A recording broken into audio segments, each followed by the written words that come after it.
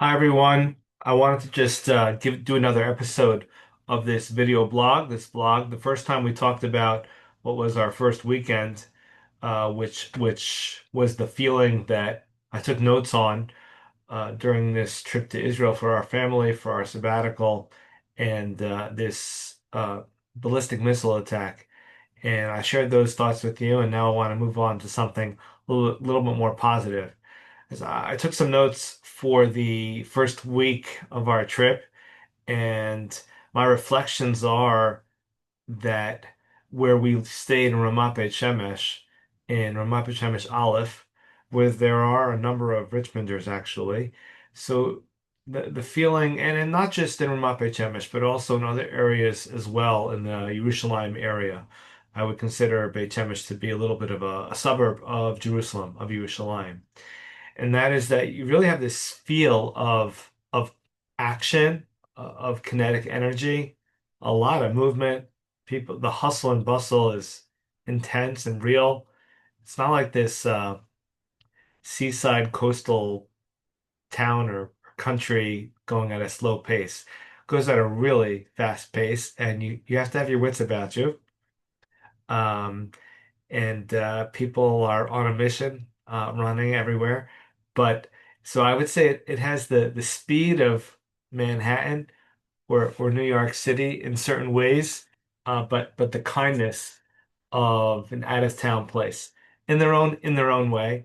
Uh, it's a kindness where you feel connected to everybody, where people are kind of looking out for you even if it doesn't seem like they're actively looking after you. If something happens, they'll rush to your assistance, and you feel this connection because it's one big happy Jewish family.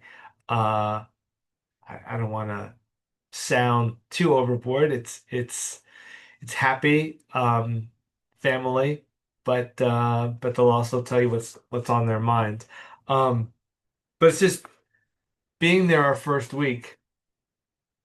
It's just so wonderful uh, to have that dream of living in Israel with your family and honestly just walking around because a lot of the cities in that part of the country are communities and towns on a hill. I mean, I felt that Ramat Beit Shemesh Aleph was just one community on a hill, and a lot of them, every hill seems to be has another community, another little city.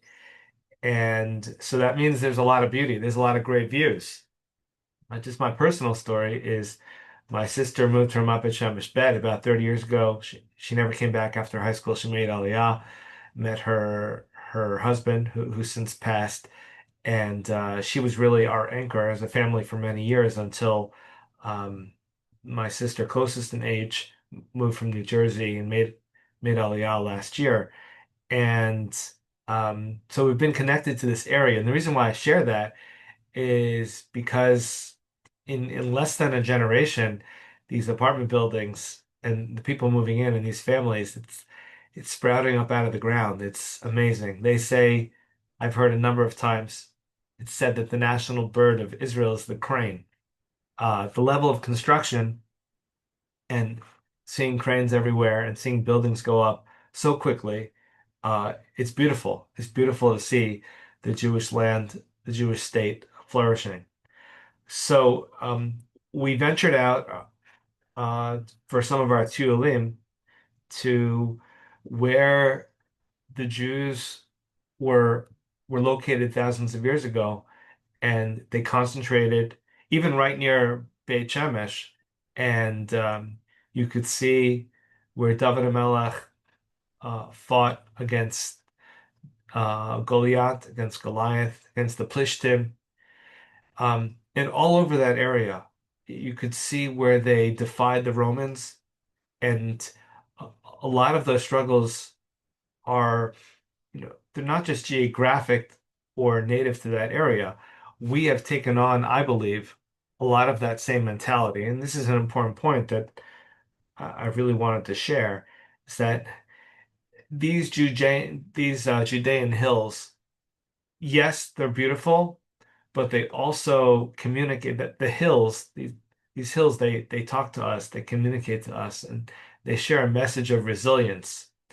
We went to these places, these caves, where uh, Jews were hiding out, practicing their faith when it was banned and prohibited after being captured by the Romans.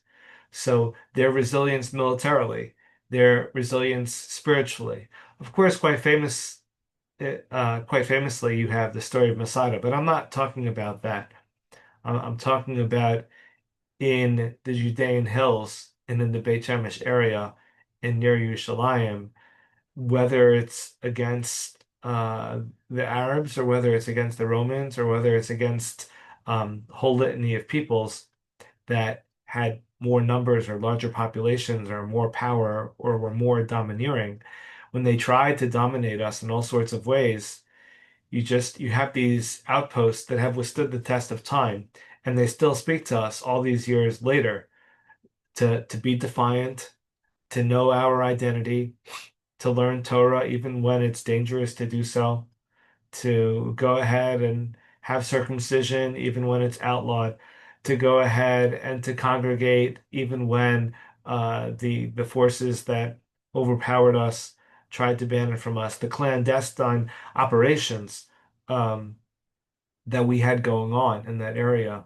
and the resourcefulness to look for hideouts, to look for hiding spots, to try to agitate the aggressor and to try to preserve what we have.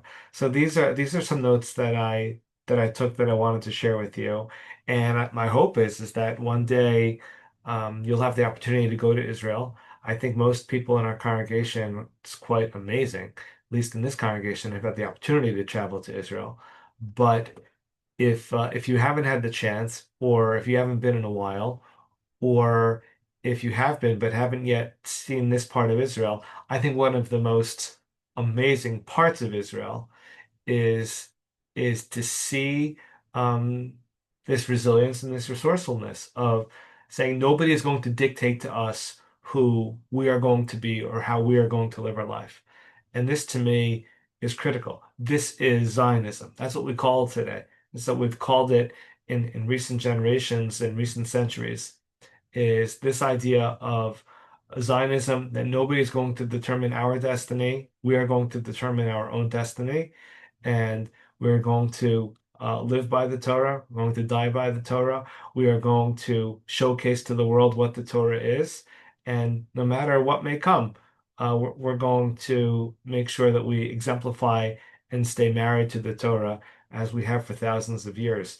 And seeing these caves and seeing these outposts and seeing these Roman influenced, but not but not in a way that erases our identity, and seeing how people struggled, that is so instructive for our identity.